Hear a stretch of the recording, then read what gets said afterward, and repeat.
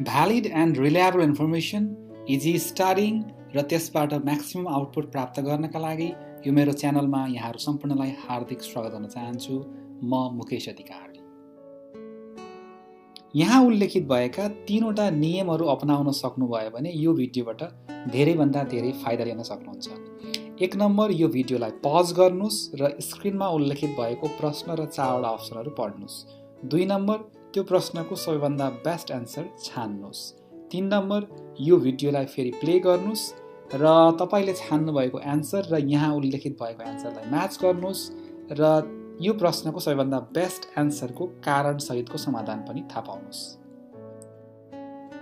यो भिडियोमा हामी फ्यामिली प्लानिङसँग सम्बन्धित भएका 10वटा प्रश्नहरू र त्यसको कारण सहितको समाधानको बारेमा छलफल गर्नेछौँ। फर्स्ट नम्बर प्रश्नमा जाउँ अब। Which is not the major objective of family planning? A. To avoid unwanted birth. B. To regulate the intervals between pregnancies. C. To promote gender equality. D. To control the time at which births occur in relation to ages of the parent. यो भिडियोलाई stop गर्नुस् र यसको best answer छान्ने प्रयास गर्नुस्। यो प्रश्नले मुख्यतया के भनिरहेको छ भन्दाखेरि तलका मध्ये फ्यामिली प्लानिङको मुख्य अब्जेक्टिभ कुन होइन भनिरहेको छ। यो प्रश्नको समाधानमा जानुभन्दा सुरुमा फ्यामिली प्लानिङको मेजर अब्जेक्टिभहरूको बारेमा थाहा पाऊँ। हामीले 4-5वटा चिज सम्झिनै पर्ने हुन्छ। 1 नम्बर चाहिँ भनेको नचाहेको बच्चा नपाउने, 2 नम्बर भनेको चाहेको बच्चा पाउने, 3 नम्बर चाहिँ भनेको 2टा प्रेग्नेन्सी अथवा 2टा बर्थको बीचमा एकदमै प्रपर खालको स्पेसिङ राख्ने, 4 नम्बर चाहिँ भनेको त्यो परिवारलाई चाहिने जम्मा सन्तानको सङ्ख्याको प्लानिङ गर्ने, 5 नम्बर चाहिँ भनेको त्यो परिवारको प्यारेन्टको एजको हिसाबले पनि बच्चा के बेलामा पाउँदा सही हुन्छ त्यो प्लानिङ गर्ने। यी खालका चिजहरू हामीले सम्झिनै पर्ने हुन्छ। अब यी खालको चिजहरू सम्झिसकेपछि अब यो 4वटा अप्सनमा जाने हो भने A नम्बरले चाहिँ नचाहेको बच्चा नपाउने खालको भएकोले A नम्बर एन्सर भएन। B नम्बरमा जाने हो भने 2टा प्रेग्नेन्सीको बीचमा सर्टेन ग्याप राख्ने खालको चिज छ, त्यो पनि B नम्बर पनि भएन। D नम्बरमा जाने हो भने चाहिँ प्यारेन्टको एजको हिसाबले बर्थको टाइमिङलाई कन्ट्रोल गर्ने खालको चिज छ, त्यो पनि भएन। र यसरी A, B र D नभइसकेपछि चाहिँ यो प्रश्नको सबभन्दा बेस्ट एन्सर चाहिँ C हो। कारण यो पनि हो कि जेन्डर इक्वालिटी चाहिँ यो फ्यामिली प्लानिङको मुख्य लक्ष्यभित्र चाहिँ यो पर्दैन। त्यो भएर सबैभन्दा best answer C। Second number प्रश्नमा जाउँ अब। Symptothermal method includes all of the following except A. Basal body temperature method. B. Coitus interruptus method. C. Cervical mucus method. D. Calendar method. यो भिडियोलाई स्टप गर्नुस् र यो प्रश्नको सबभन्दा बेस्ट अप्सन छान्ने प्रयास गर्नुस्। सेकेन्ड नम्बर प्रश्नको छलफलमा जाउँ अब। यो प्रश्नले मुख्यतया सिम्प्टोथर्मल मेथडभित्र कुन पर्दैन भन्ने खालको प्रश्न हो। यो प्रश्नको समाधान गर्नुभन्दा सुरुमा सिम्प्टोथर्मल मेथडभित्र के पर्छ अथवा सिम्प्टोथर्मल भनेको के हो त्यो बारेमा थाहा पाऊँ। सिम्प्टोथर्मल भन्ने शब्दलाई हामीले यदि चेक गऱ्यो भने सिम्प्टो भनेको सिम्पटम अथवा साइन्स र थर्मलको सेन्स भनेको तापक्रम। थर्मल भइसक्ने बित्तिकै यो बेसल बडी टेम्परेचर तापक्रमसँग सम्बन्धित भएकोले यो A नम्बर यसको एन्सर भएन। C नम्बरमा जाने भने cervical mucus method. Cervical mucus मेथडको सेन्स भनेको चाहिँ के हो भन्दाखेरि यदि फिमेल फर्टाइल छ भने त्यो बेलामा उसको सर्भिक्सबाट निस्केको फ्लुइड चाहिँ पातलो हुन्छ र धेरै मात्रामा चाहिँ हुन्छ भने यदि ऊ फर्टाइलको टाइम पिरियड छैन भने त्यो बेलामा उसको सर्भाइकल फ्लुइड चाहिँ अलिकति थिक र थोरै मात्रामा हुन्छ। यो पनि एक प्रकारको साइन सिम्पटमभित्र पर्ने भएकोले यो C नम्बर चाहिँ यसको सही एन्सर भएन। D नम्बरमा क्यालेन्डर मेथडको बारेमा छलफल गर्ने हो भने यदि कुनै महिलाको नियमित हिसाबले 1 मन्थमा उसको चाहिँ मेन्स्ट्रुएसन साइकल भइरहेको छ भने त्यो बेलामा उसको 9 दिनदेखि 19 दिनसम्मको समयलाई चाहिँ हामी चाहिँ अनसेफ पिरियड भन्ने गर्छौँ र त्यो बेलामा चाहिँ अनसेफ खालको सेक्सुअल इन्टरकोर्स भयो भने चाहिँ ऊ अथवा त्यो महिला चाहिँ गर्भवती रहन सक्छ। त्यो भएको कारणले पनि यो पनि एउटा खालको चाहिँ सिम्पटम भित्रै पर्ने भएकोले यी चारवटा अप्सनहरूमध्येको सबैभन्दा बेस्ट एन्सर चाहिँ बी हुन्छ। यो सिम्प्टोथर्मी अथवा सिम्प्टोथर्मल मेथडभित्र यो पर्दैन। यो कोइटस इन्टररप्टस मेथड भनेको चाहिँ यो सेक्सुअल इन्टरकोर्स भएको टाइममा चाहिँ पुरुषले आफ्नो वीर्यलाई बाहिर फ्याँक्ने मेथड हो। त्यो भएको कारणले गर्दाखेरि यो प्रश्नको सबैभन्दा बेस्ट एन्सर चाहिँ बी हुन्छ। थर्ड नम्बर प्रश्नमा जाउँ अब। All of the following are barrier methods of family planning except A. Diaphragm, B. Depo-provera, C. Condom, D. Spermicidal gel। यो भिडियोलाई स्टप गर्नुस् र यो प्रश्नको सबैभन्दा बेस्ट अप्सन छान्ने प्रयास गर्नुस्। थर्ड नम्बर प्रश्नको समाधानमा जाउँ अब। यो प्रश्नले मुख्यतया तलका मध्ये फ्यामिली प्लानिङको ब्यारियर मेथडमा कुन पर्दैन भन्ने खालको प्रश्न हो। यो प्रश्नमा जानुभन्दा सुरुमा barrier methods of family planning भनेको चाहिँ के हो त्यो बारेमा अलिकति थाहा पाऊँ। Barrier methods of family planning भन्नाले स्पर्म र ओभमको बीचमा मिलन हुन नदिने खालको मेथड्सहरूलाई चाहिँ हामी ब्यारियर मेथड भन्छौँ। ए नम्बरमा जाउँ। डायफ्राम। यो डायफ्राम भनेको फिमेलले प्रयोग गर्ने अस्थायी साधन हो र यसले चाहिँ स्पर्म र ओभमको बीचमा ब्यारियरको रूपमा काम गर्छ। त्यो भएर ए नम्बर यसको चाहिँ सही एन्सर भएन। सी नम्बरमा जाउँ। सी नम्बरको कन्डमले पनि स्पर्म र ओभमको बीचमा ब्यारियरको रूपमा काम गर्छ। त्यो पनि सी एन्सर भएन। अब रह्यो बी र डी अप्सन। त्यसपछि डी नम्बरमा जाउँ। Spermicidal jail. स्पर्मिसाइडलको सेन्स भनेको चाहिँ स्पर्मलाई मार्ने केमिकल अथवा जेल। यो स्पर्मिसाइडलले स्पर्मलाई मारिदिने भएको कारणले स्पर्म र ओभमको बीचमा भेटघाट हुन पाएन। त्यो भएर यो स्पर्मिसाइडल पनि ब्यारियर मेथडभित्र पर्छ। ए, सी र डी चोइस नभइसकेपछि यो प्रश्नको सबैभन्दा बेस्ट आन्सर बी हुन्छ। यो बी चाहिँ ब्यारियर मेथडभित्र पर्दैन। त्यो भएर यो प्रश्नको सबैभन्दा बेस्ट आन्सर बी हो। 4 नम्बर प्रश्नमा जाउँ अब। Depo-provera can be used in breastfeeding women. A. Soon after birth. B. Between 6 weeks and 6 months of birth. C. After 6 months of birth. D. After 1 year of birth। यो भिडियोलाई stop गर्नुस् र यो प्रश्नको सबैभन्दा बेस्ट अप्सन छान्ने प्रयास गर्नुस्। 4 नम्बर प्रश्नको समाधानमा जाउँ अब।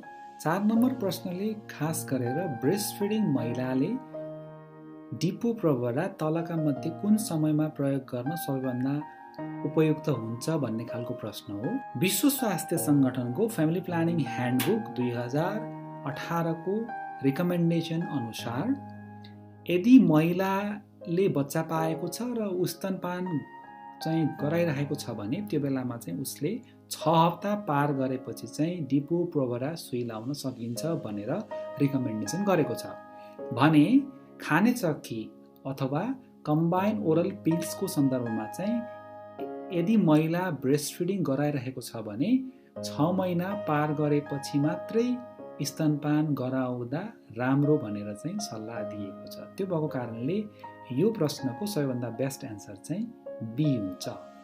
5 नम्बर प्रश्नमा जाउँ अब। The most common side effect of intrauterine contraceptive device is A. Abdominal pain, B. Uterine bleeding, C. Pelvic infection, D. All of the above। यो भिडियोलाई पज गर्नुस् र यो प्रश्नको सबभन्दा बेस्ट अप्सन छान्ने प्रयास गर्नुस्। नम्बर प्रश्नले इन्ट्रायुटेराइन कन्ट्रासेप्टिभ डिभाइसको सबैभन्दा कमन साइड इफेक्ट के हो भनेर प्रश्न सोधिएको छ। 4वटा अप्सनहरुमा हेर्दाखेरि ए, बी र सी यो तीनवटै अप्सनहरु चाहिँ इन्ट्रायुटेराइन कन्ट्रासेप्टिभ डिभाइसको साइड इफेक्टहरु हो। तर प्रश्नमा मोस्ट कमन साइड इफेक्ट भनेर सोधेको कारणले हामी डी अप्सन छान्न सक्दैनौं। त्यसपछि हामी ए, बी र सी मा जाँदाखेरि सबैभन्दा धेरै मात्रामा सो हुने मोस्ट कमन साइड इफेक्ट भनेको चाहिँ युटेराइन ब्लिडिङ हो। त्यो भएर यो प्रश्नको सबैभन्दा बेस्ट एन्सर चाहिँ बी हुन्छ। 6 नम्बर प्रश्नमा जाउँ अब। The most common side effect of combined oral pills is A. Nausea, B. Headache, C. Breakthrough bleeding, D. Breast tenderness. यो भिडियोलाई पज गर्नुस् र यो प्रश्नको सबैभन्दा बेस्ट एन्सर छान्ने प्रयास गर्नुस्। 6 नम्बर प्रश्नले कम्बाइन ओरल पिल्सको मोस्ट कमन साइड इफेक्ट के हो भन्ने प्रश्न हो र यो चारवटा अप्सनहरू हेर्दाखेरि यो चारवटै अप्सनहरू चाहिँ कम्बाइन ओरल पिल्सको साइड इफेक्टभित्र पर्छ। तर यो चारवटा अप्सनहरू मध्येको बेस्ट अप्सन छान्दाखेरि चाहिँ ब्रेक थ्रु ब्लिडिङ चाहिँ यसको सबैभन्दा बेस्ट अप्सन हुन्छ। ब्रेक थ्रु ब्लिडिङ भन्नाले चाहिँ दुईटा मेन्सुरेसन साइकलको बीचमा पनि केही मात्रामा थोपा ब्लड अथवा स्पटिङको सम्भावना यो कम्बाइन ओरल पिल्समा कमनली देखा पर्ने भएकोले यो प्रश्नको सबैभन्दा बेस्ट एन्सर चाहिँ एन्सर सी हुन्छ। 7 नम्बर प्रश्नमा जाउँ अब। Emergency contraceptive is recommended for use to prevent unwanted pregnancy in case of unprotected intercourse and it should be used A. within 72 hours of unprotected intercourse, B. within 120 hours of unprotected intercourse, C. as soon as possible within 5 days after unprotected intercourse, D. after 5 days of unprotected intercourse. यो भिडियोलाई pause गर्नुस् र यो प्रश्नको सबैभन्दा best option छान्ने प्रयास गर्नुस्।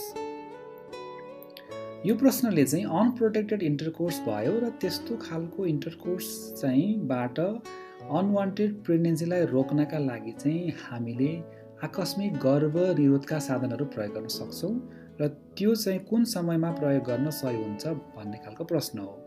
चारवटा अप्सनहरूमा जाँदाखेरि चाहिँ विश्व स्वास्थ्य सङ्गठनको गाइडलाइन अनुसार असुरक्षित सम्पर्क भएको 120 घण्टामा आकस्मिक गर्भ निरोधको साधन प्रयोग गर्न सकिन्छ र साथसाथै जति सक्दो चाँडो प्रयोग गर्यो त्यो साधन चाहिँ त्यति नै बढी इफेक्टिभ मानिएको छ।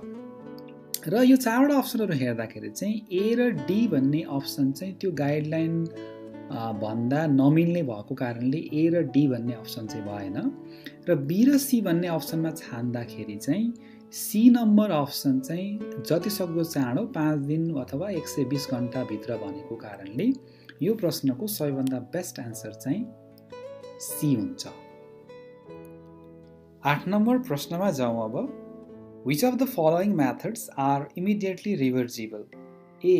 DMPA and pills, B. DMPA and implant, C. IUCD and DMPA, D. IUCD and implant. यो भिडियोलाई पज गर्नुस् र यो प्रश्नको सबैभन्दा बेस्ट अप्सन छान्ने प्रयास गर्नुस्। तलका मध्ये कुन साधन चाहिँ छोड्ने बित्तिकै पुनः गर्भवती रहन सक्ने सम्भावना उच्च हुन्छ भन्ने खालको प्रश्न हो। यो चारवटा अप्सनहरू हेर्दाखेरि चाहिँ डिपो प्रोभराको केसमा यो डिपो भन्ने साधन चाहिँ लामो समयपछि अथवा लाइसकेपछि छोड्यो भने पनि त्यो गर्भवती रहन सक्ने सम्भावना अथवा त्यो पुनः फर्किने सम्भावना चाहिँ केही मन्थ जति समय लाग्न सक्छ।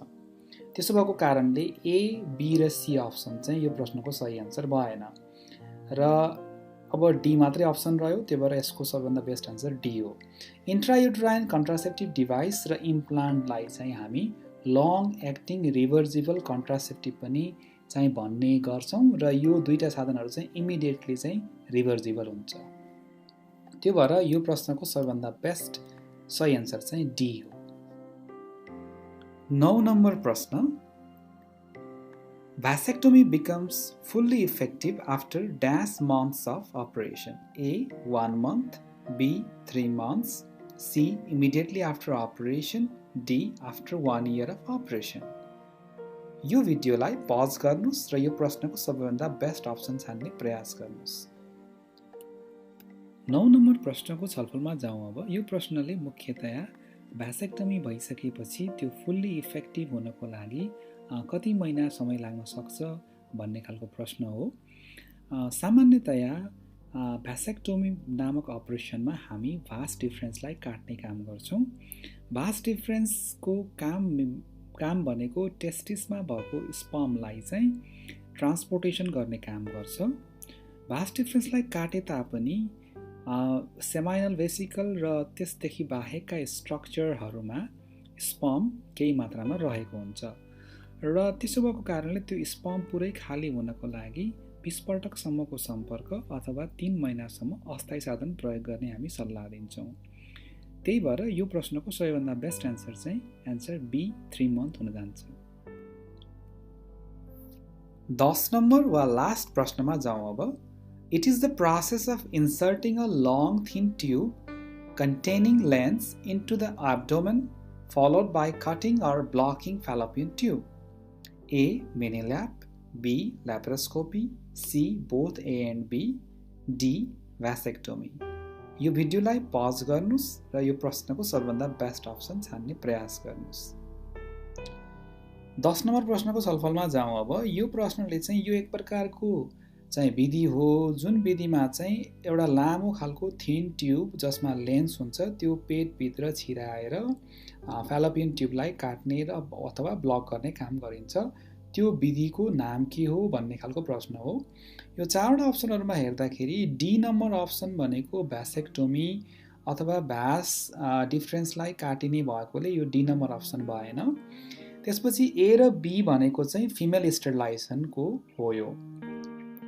र ए र बी अप्सनहरु मध्येकोमा छान्दाखेरि चाहिँ ए नम्बर अप्सन भनेको यो मिनी ल्याब भनेको चाहिँ पेटमा सानो इन्सिजन दिएर त्यसपछि फ्यालोपियन ट्युबलाई तानेर अनि त्यसपछि हामी काटेर गर्ने सर्जरी हो भने यो ल्यापारोस्कोपीमा चाहिँ एक प्रकारको थिन लङ ट्युब चाहिँ पेटमा चाहिँ सानो पाल चाहिँ पारेर अनि फ्यालोपियन ट्युबलाई काट्ने अथवा ब्लक गर्ने काम गरिन्छ। त्यो भएको कारणले यो 10 नम्बर प्रश्नको सबैभन्दा बेस्ट अप्सन चाहिँ अप्सन बी हुन जान्छ।